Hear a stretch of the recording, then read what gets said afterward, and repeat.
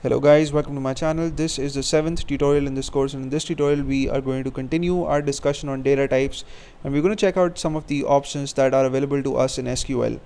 And in this tutorial we are just going to see the options that are available to us, and we're not going to create tables, and we're not going to insert data into tables and check out the differences between data types.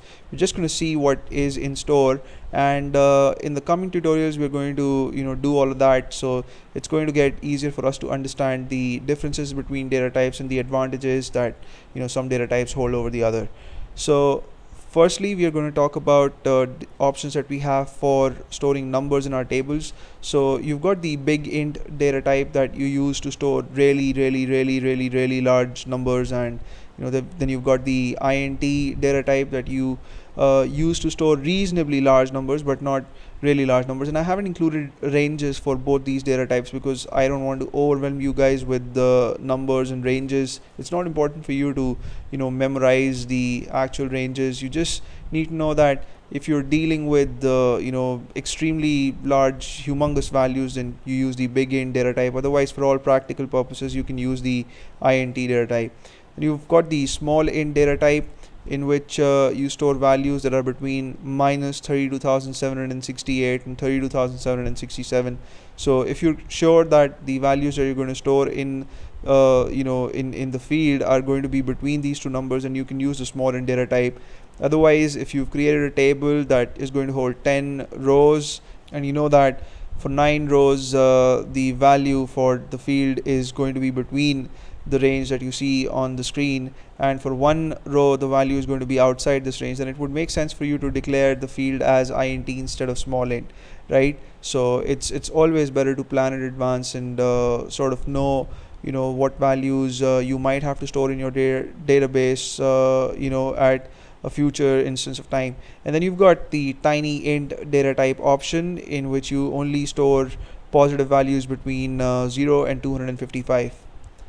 Then you've got the decimal and the numeric data types, right? And these are used to store fractional values, and for both these data types you have to mention two things as arguments. So the first thing that you have to mention is the size of the value, and by that I mean the display length. So if suppose you're storing 57.64, the value of M, or the display length, would be 4, because 57.64 in total has got 4 digits, right?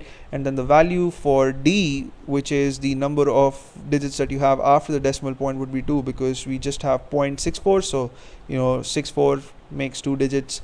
And then you've got the float data type, and with float it's not necessary for you to mention M or D as arguments. In that case it takes default values, and we're going to talk about default values later on.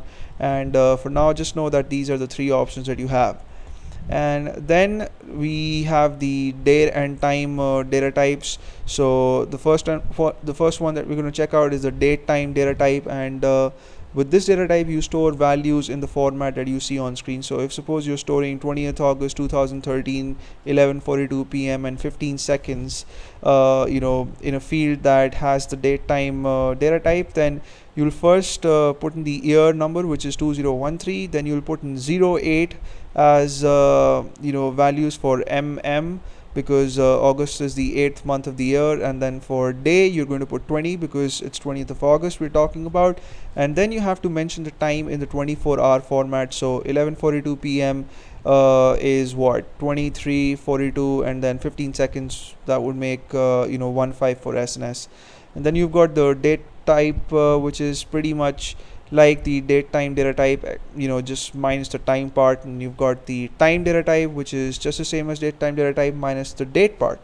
And then you've also got the year data type, which is like really sweet and short, and this one holds only year values. So if you're going to put year values like 2005 and 2007 and 13, so you can use this data type.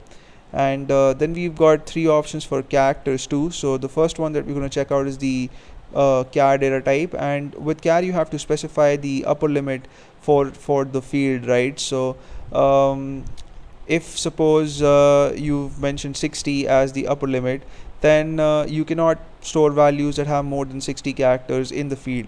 And at the same time, you should know that char is a fixed length data type, and what I mean by that is that no matter how many characters you actually store in the field, the memory that would be used to store those values would be the same as the memory that's required to store 60 characters, right? And for most database systems, that would be 60 bytes.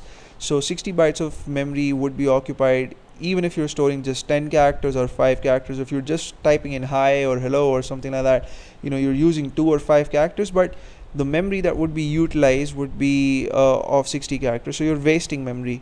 And with varchar data type, which is variable length data type, you sort of get an advantage, because if you're using 5, then you're using memory only for 5, so you're saving memory space for 55 characters. So that's really an advantage. And then you've got the text data type, which is used to store large amounts of data, like blog entries or about me descriptions and stuff like that.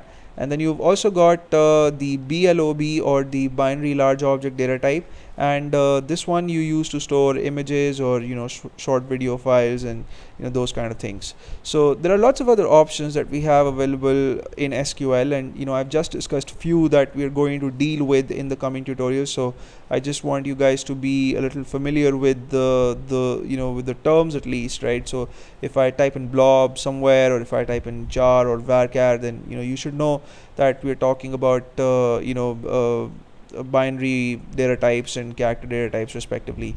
So thank you so much for watching this tutorial. In the coming tutorials, I assure you that all of this is going to be crystal clear for us. And please subscribe to my channel in case you haven't already, and I'm going to see you soon.